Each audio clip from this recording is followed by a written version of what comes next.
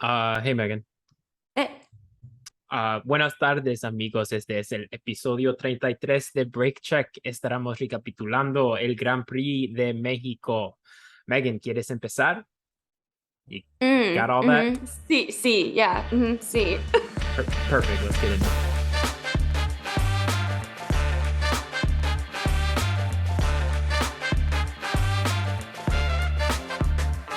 Welcome back to Break Check. This is episode 34. For those who somewhat followed along with my little Spanish intro, I said 33. I greatly apologize. It is actually episode 34. Just having a little bit of fun. We're going to be recapping the Mexican Grand Prix if you couldn't tell yet. Megan, how are you doing? I'm doing great. It's Halloween weekend. Tomorrow's technically Halloween. I did do some celebrating in London for Halloween. I did forget. I originally wanted to do Tinkerbell, and Okay. then it was kind of late, and I was like, okay, well, I could do Cinderella or something because I have blonde hair and I could find a blue dress. And then it was the day of the Halloween party, and I was like, okay, so I have nothing. So I'm gonna go as Sandy from Greece because she also has blonde hair and I have black clothes in my closet. So Perfect. Look at that's that. yeah. And it worked. It was great. It was a good time. How was your weekend? It was good. Halloween weekend, like you said. I went as a Greek god and I wore my Greek Giannis basketball jersey with a golden leaf crown. Mhm. And I tied a rope around my waist and I like used a Greek flag as like a skirt too. So Mhm. my girlfriend Jen, she was Chance the Rapper. I love him. I That's awesome. I saw that yeah. photo. I was like, that's brilliant. Yeah, so she did really good with her costume. She used some makeup to draw my facial hair essentially. It looked, It looked I thought, good and yeah. it held up. Yeah, it was fun. I am actually so I love Halloween. I love scary movies. I am not a big fan of dressing up uh Okay. for a costume, and I can briefly tell you why before we get into the news and Hmm. race. As a kid, I was Darth Vader for Halloween one year, and for anyone who also had an upbringing in a international minority household, you understand that your parents you there's no fight back. What they say goes. And one Halloween, my mom, this was before cell phones, before computers, we didn't have a calendar in the house. My mom thought it was Halloween on October 30th and told me to go get my Darth Vader costume. And I pushed back. I was like, hey, no, it's tomorrow. I can't go dressed as this today. And my mom got so mad that I was, I was talking back to her because she's trying to send me dressed as the Sith Lord to third grade. And Oh as you can no. guess, this is a battle I lost. I put on my Darth Vader costume and she sent me off to school on October 30th. And I got made fun of so much that every time I would feel myself start to cry, I would put my Darth Vader helmet back on. So I since then, I have not been the biggest fan of dressing up for Halloween. This exact day, 17 years ago, Juan had one of the most traumatic experiences of his childhood. The most. I had an easy childhood. That was the worst day of my like pre 15-year-old life. Are you kidding me? That's Mom, if awful. you're listening, Honestly, in elementary schools, I'm sorry, but it's so brutal because kids just will say anything. And I know for a fact that I'm a sensitive person now. I can only imagine I was very sensitive as a child. So yeah. I'm very sorry that you had to go through that. Hey, it's all good. You know what? My mom has never been nicer to me when I got back from school and realized that she was wrong. To Oh, round out the story, I did not dress up the next day. I just wore that's my normal ass clothes. that's fair. It's um, funny though. I'm actually the opposite where I love dressing up. I think it's so much fun. But I hate scary movies. The only thing I like about the fall, like Halloween, is the fact that pumpkin things come out and apple cider things come out.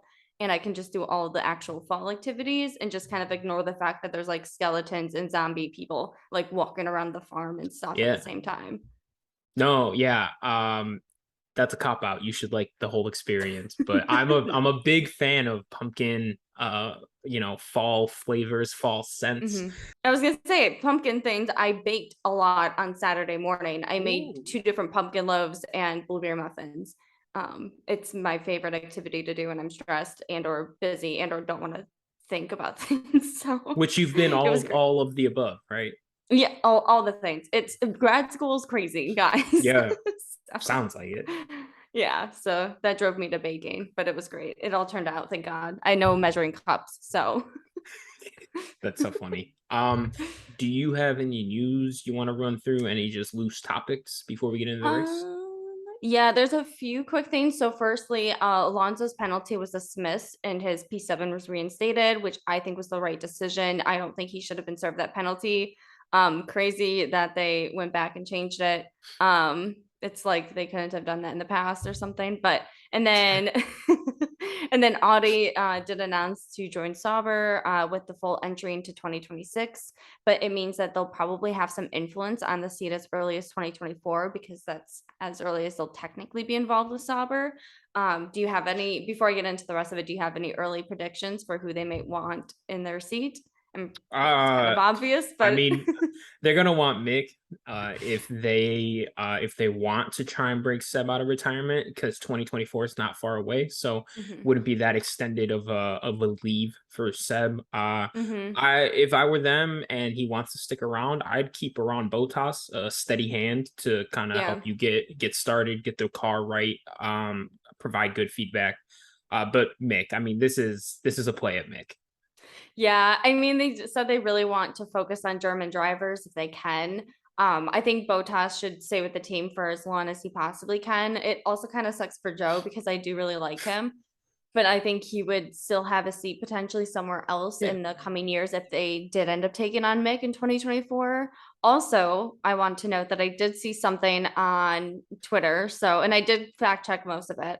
But so when Michael Schumacher retired, he was off for a few, like 4 years, I believe, to focus on his kids and everything else. And ended up coming back with Mercedes, which was like a German, manufacturer, whatever. So people are predicting that maybe, in 4 years, which is 2026, that Vettel will come out of retirement and go to Audi because it's kind of like a similar thing that Michael Schumacher had done when he had gone to Mercedes. So I think that timing could align really well. I mean, in a perfect world, it would become a reality. Yeah.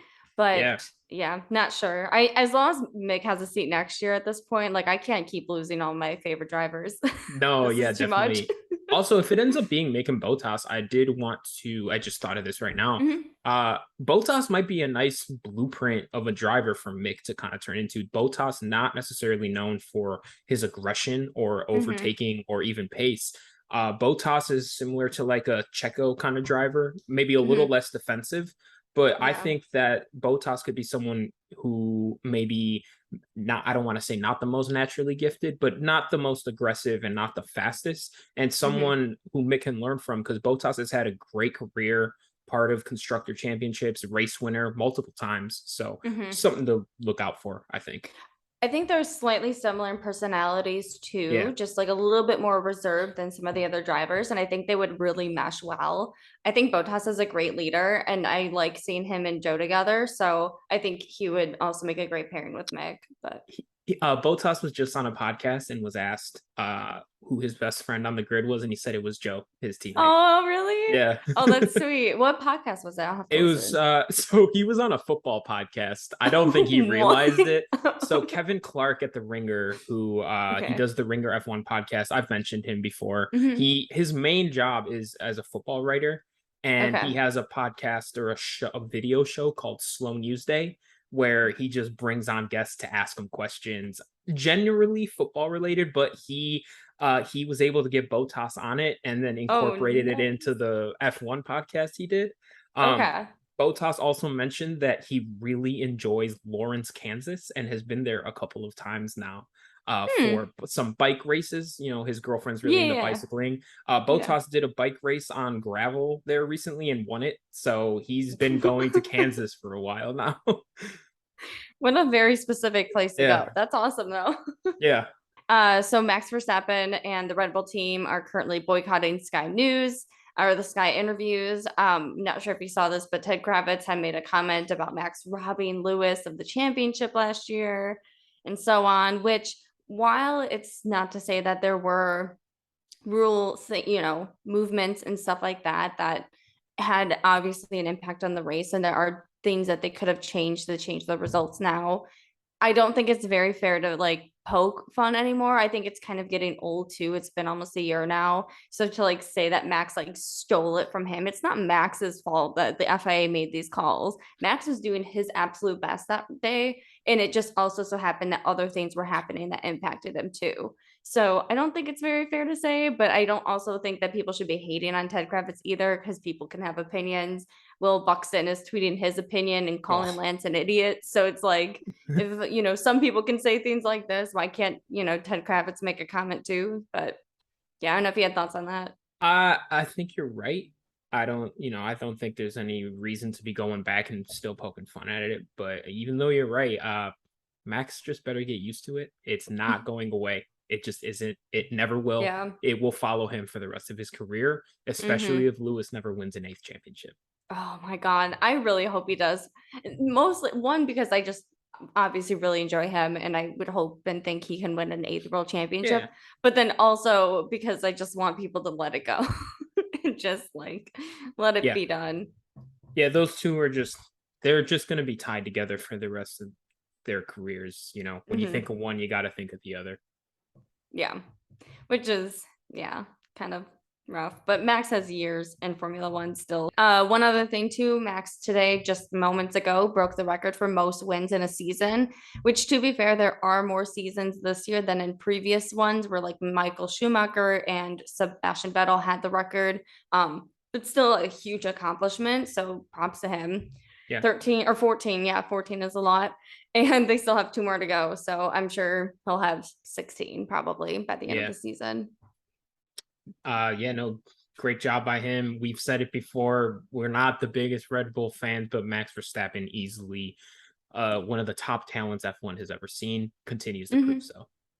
Yeah, I have never really had an issue with Max, and I think over the season he's just been so much more relaxed, and I think seems more calm and put together, and so it's just been entertaining watching him, even if Red Bull themselves have just been incredibly annoying to pay attention Yeah. to this Oh season.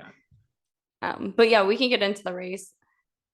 Yeah, so I mean, we can kick it off. Max Verstappen, race winner, our driver of the week as well.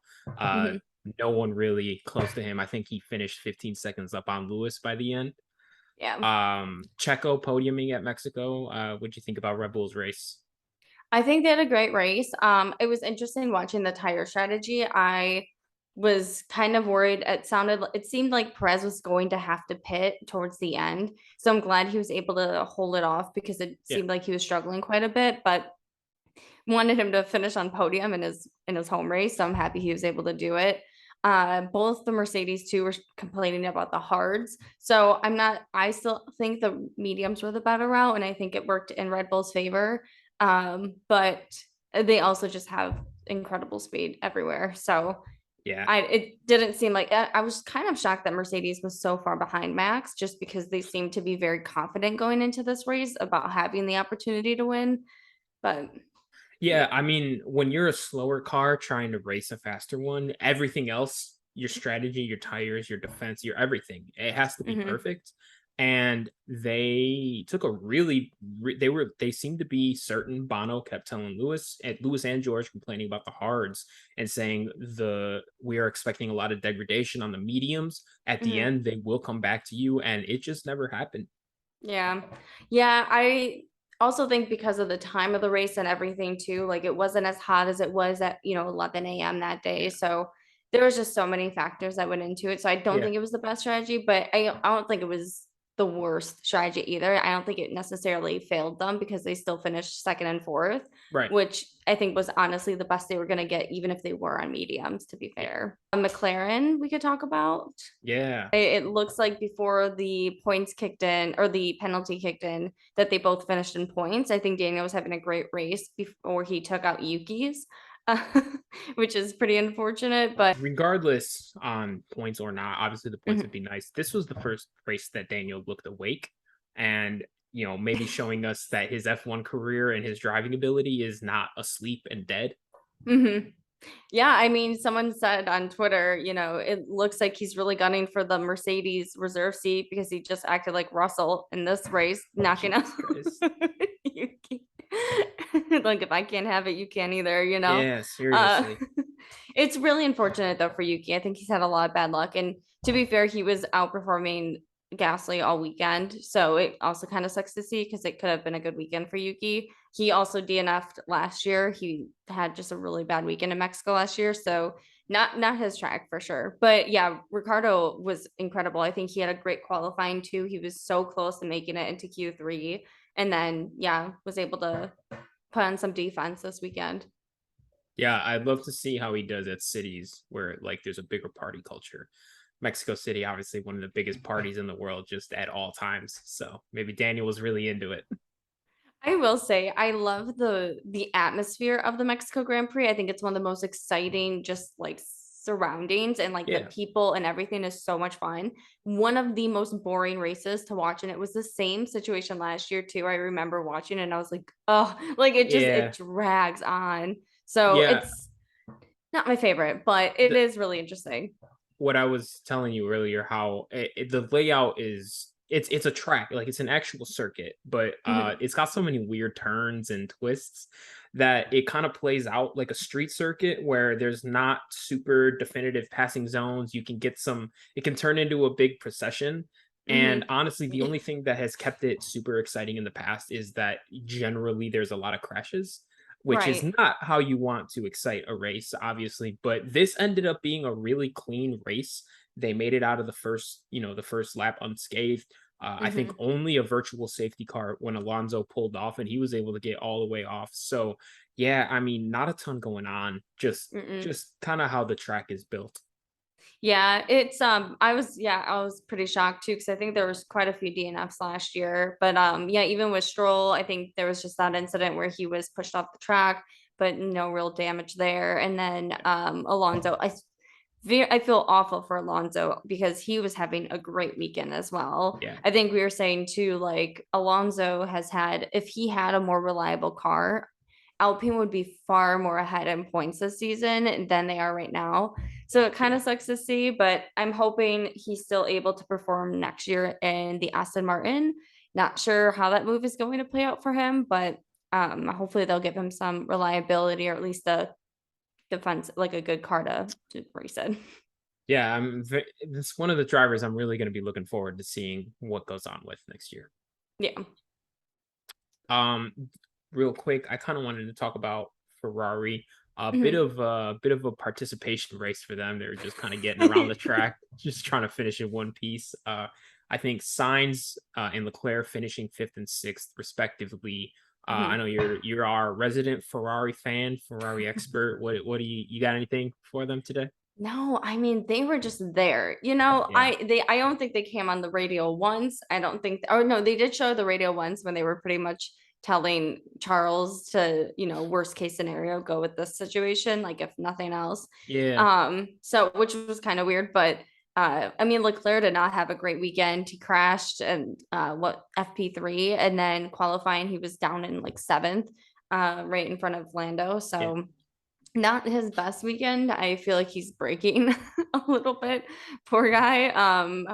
Hopefully the break does him well because, and hopefully Ferrari gets it together because if they don't get it together next year, Ferrari, I think that Mercedes will pass them no problem in the standings because I know Mercedes is coming back swinging next year and Ferrari just has to be on their A game.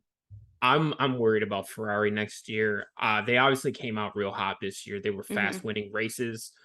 And once it became clear that Red Bull was just going to run away with it, we both said we want them to look towards next year and still compete for races because that shows that you're on the right track going into the next season. They have done Hmm. the opposite. They have gotten slower and slower. Obviously, it's a full season, so what they did at the beginning of this year should not be ignored. But Mercedes has Hmm. established themselves as the second best team in the last month or so, Yeah. and that's just not the momentum Ferrari wants to take into next year. No, there's a lot kind of weighing them down, so Yeah. we'll see. But I'm just excited. I'm not excited for the season to end, but I think the teams themselves need the break, and I think you're starting to feel it. I don't know how they're going to keep adding more races to the calendar because I feel like this is wiping them all out, and I don't know how much good it really does adding more, any more than they have, to be honest. But So in that interview, Botas said that currently he thinks 24 is not too much, but okay. that it will get to be soon. Yeah. I think Which, it also depends on how they lay it out. Like doing yeah, triple headers where you're crossing oceans, I think is not okay. he actually mentioned him wanting them to do that. He mentioned that specific thing. Why? Like, To no, cross oceans? no, he wants them to group the races Oh, geographically. yeah. It's Yeah, yeah. also more eco-friendly Hmm. and they want to be carbon neutral and stuff. I mean, I think that's the easier switch to Yeah. make than designing all these whole new cars. But, you You know, know, all drivers seem to be in favor too. So yeah. Majority rules, I think. Or at least I think it should in yeah. that regard. But there's not too much else. Albon, I think, was doing the best he could with the Williams. He lapped Latifi, which was fascinating to see. And Latifi then was off it today. He was like 42 seconds back or he's something like, like that. I just wanna finish the race. And Yeah, Jesus. where's your merch, by the way? I'm waiting to see some Latifi merch in the podcast. You know, the crazy thing about doing this podcast is I'm the editor and I can just take this out. But instead, I'll make a clip about it. And I run the social media and I can make a post about it. So Well, I'll work on it. I'll look. do I a just had vote. to. We could do a vote on what merch you should buy. I gotta buy a coffee table. I got an ottoman as my coffee table right now in the living room, and you want me to buy Nicholas Latifi merch? Man, it's your own people, biggest haters. Hey, he's gonna be out. It's gonna be vintage soon. Yeah, no, definitely.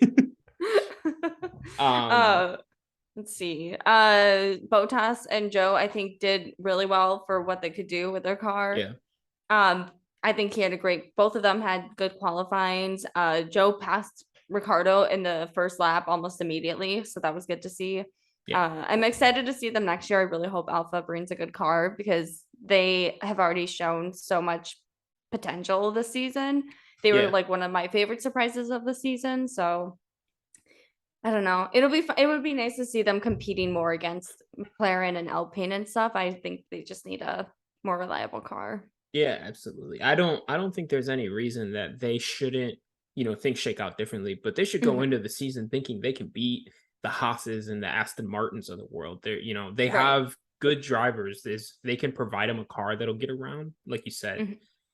uh, they were one of the surprises this year. I don't think they will catch us as off guard next year because the expectation should be and will be higher. Yeah. So hopefully they do it because it would be great to see. Lastly, I think well, I guess there's Vettel and Stroll.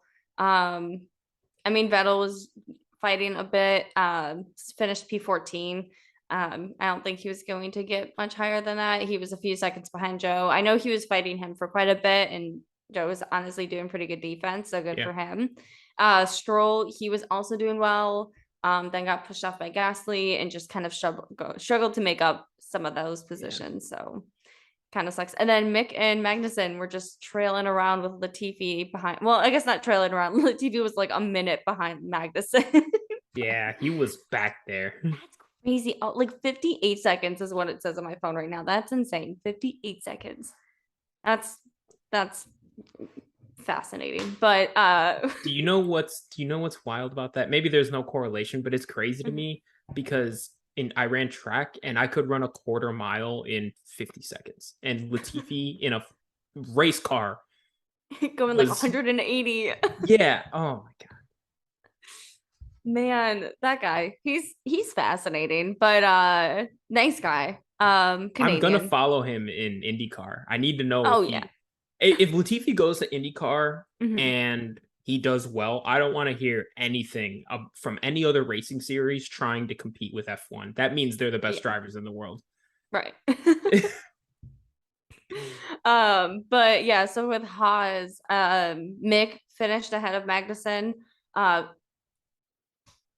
yeah, I think in his qualifying, he was almost in Q2, but I think his time was deleted and he wasn't able to make it up again in time, which is pretty unfortunate. His interview, I don't know if you saw that clip of his interview and the like look he gave the reporter, because the reporter was asking him some really weirded Yeah. worded question and Mick was not having it. No, that's good. I'd like to see a little zest out of him. It's Not like put it zest. in the That's track. the Zest. wrong word. Spice. Some spice out of him. Spice, some lemon zest. Oh my gosh. No, that's the opposite of what I want. I want him to be some like spicy salsa, not like a lemon bar or something like that. Which Like is a which lemon. is what he is on a day-to-day basis right now. So I know. He's really like a cherry on top of the track. So yeah, I think he's fed up with it. I wish he would channel that into his racing a little bit more, but I also don't think the car is doing him too much favors either. So no. I mean, honestly though, like I'm just tired of waiting for Haas to announce their seat. I think they're dragging this on way too long. I don't see how Magnussen, or not Magnussen, Hulkenberg could be possibly significantly better when Mick has clearly been like neck and neck, if not above Magnussen these past few races. I mean, to me, it's just kind of like take what you got, you know. What is it? The W know is better than the W don't know, or whatever. It's just, work with it's just it's better to work with what you know than take a risk on something Mm. else. And you you probably not Hey, agree. no, I've just never Oh, heard that phrase. Thank you for you've never? explaining it. Oh, okay. No, no, but in the NBA, there's a lot Mhm. of back and forth about either you take the superstar, not the player that might be a superstar, you know? So I Okay. think it's a Yeah. similar thing. Yeah. Yep, yeah, exactly. It's like you know what you're getting with him. You don't know you're getting by like taking Fittipaldi, who's like one of the more average drivers in Formula Two, and or taking Hulkenberg, which again you know, but he hasn't been in a full time seat in a few Yeah. years. So I mean, he's gonna have to play catch up too. So I think it's just better all around for everyone, if they just keep Mick. But that's my case. So Haas, hear me out. Yeah, I mean, I just wish that they would just get it over with. We all know what's I going to know. happen. I mean, it's the last seat. We just want to know the grid for next year, move on with it so we can post about it and be on our merry way. Yeah. But yeah, I mean, I think that covers everything about this year's Mexican Grand Prix. I will say, I think this is the race that I'm gonna try and get to next year. Yeah. Okay. Yeah, yeah, I think I'm Wow. gonna try and figure it out. I think I don't know. Pesos are Yeah. less than dollars, so I'm guessing it's not. It'll be less expensive for me. You Yeah, know, fair. I think it's 20 to a dollar right now. So Okay. yeah. Oh, yeah. Fair. If you go to Mexico with American money, it's crazy. But I've yeah, never I want been. I want to get to this race. I think it'd be really fun. I think I have a Mhm. better chance of getting there than like I could maybe Vegas. get to Austin. Vegas definitely not. Vegas minimum 500 for the weekend, and they're only doing 3 days. They're Yeah, not and doing if any days. if I'm paying $500, I want to be on the main straightaway. Oh yeah. I want paddock passes. I want Yeah. Um. no. But yeah, no. Thank you for listening. If you made it this far, this was a quick episode. I know it was so efficient. I mean, to be fair, there wasn't too much that happened in the race, but Yeah. yeah, I'm We'll excited we'll work for on getting the rest of these episodes down like this. no kidding. But thanks for listening, guys. We'll be back next weekend with the McLaren getting to know. It's the final part of our getting to know series. So listen to some of the other ones if you haven't already. But we'll be going over. Oh yeah, who do you want to cover, Daniel or Lando? I'll leave it up to you. I mean, I'll be nicer to Lando. Yeah, that's true. I'll cover Lando. You'll cover Lando? I'll cover Lando because I always take my favorite drivers. So Okay. All right. Yeah, that's cool yeah. with me. All right. All right, cool. I will cover Daniel Ricciardo. Lovely. Great. That was so quick. All right. Well, stay tuned for that next weekend. But yeah, follow us on socials, TikTok, Facebook, not Facebook. We're not on Facebook. Don't follow us on Facebook. We're on Twitter though. And we're on Instagram. So check us out there.